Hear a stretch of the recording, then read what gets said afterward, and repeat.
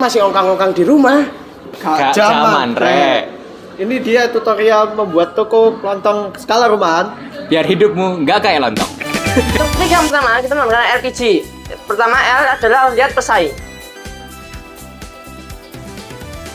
Dengan melihat pesaing, kita bisa melihat kekuatan dan kelemahan pesaing kita. Dengan melihat hal tersebut, kita bisa menggunakan kelemahan mereka untuk menjadi kekuatan kita.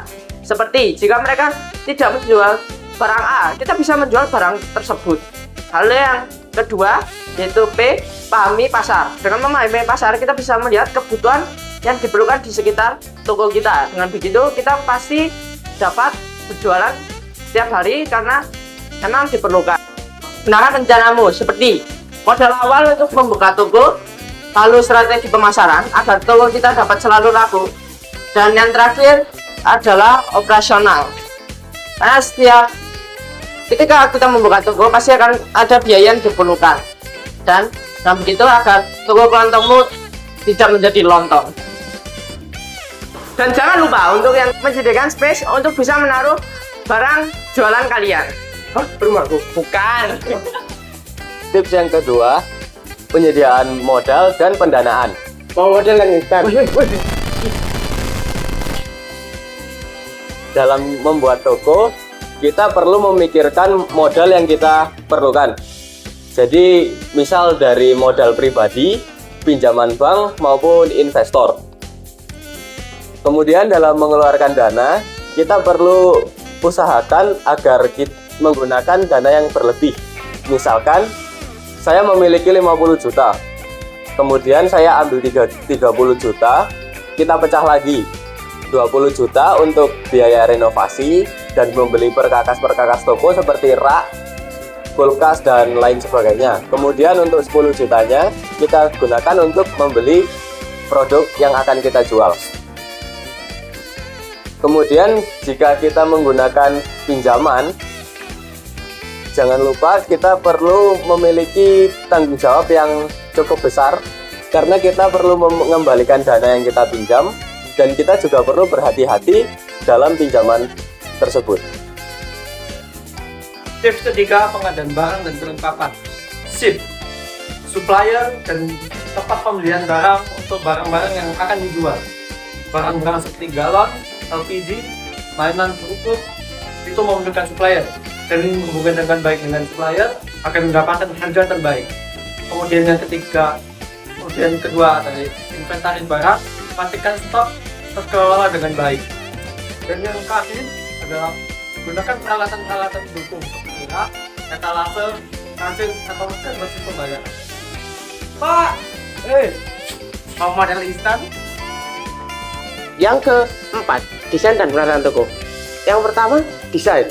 Desain itu harus menarik dan dekorasi penataan yang tepat.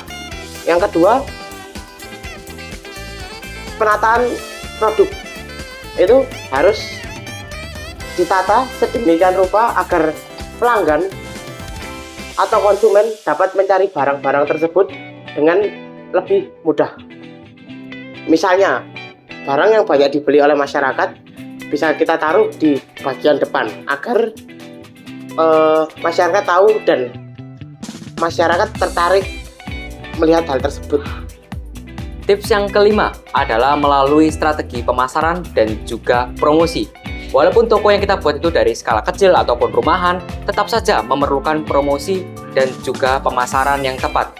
Salah satu promosi atau pemasaran yang bisa kita lakukan adalah dengan cara mendaftarkan toko kita kepada pihak Google, sehingga khalayak ataupun jangkauan dari toko kita dalam pembelian itu bisa lebih luas. Kemudian dalam perdagangan barang yang kita lakukan itu tidak diperdagangkan secara offline saja, tetapi juga bisa didaftarkan di marketplace sehingga bisa mengait masyarakat yang lebih luas pula. Kemudian kita juga bisa menerapkan strategi diskon pada toko kita sehingga masyarakat bisa lebih tertarik untuk membeli di toko kita. Tips yang keenam yaitu menentukan jam operasional. Dengan begitu kita bisa memanage waktu kita, kapan kita harus berjualan dan kapan kita bisa membeli barang untuk kita jual lagi. Dan juga kita bisa memberitahu kalangan masyarakat tentang jam operasional kita. Atau kita juga bisa menerapkan sistem jam operasional 24 jam sehingga kita bisa menarik masyarakat lebih banyak lagi. Lalu tips yang terakhir adalah evaluasi dan pengembangan. Untuk evaluasinya adalah evaluasi penjualan, di mana kita melihat lagi apakah toko kita mengalami kerugian atau keuntungan, dan melihat lagi apakah ada yang perlu ditambahkan lagi pada toko kita, seperti dari segi barang atau peralatan yang ada. Lalu feedback dari pelanggan, karena feedback dari pelanggan merupakan salah satu hal yang penting untuk bisa berkembangnya bisnis kita. Dengan feedback pelanggan kita bisa memperbaiki hal-hal yang kurang menurut pendapat mereka. Ya, sebagai tambahan, jika toko kita semakin luas, kita juga bisa merekrut karyawan agar toko kita bisa bekerja lebih efisien lagi. Oke, itu semua tips dari kami. Selamat berkelontong.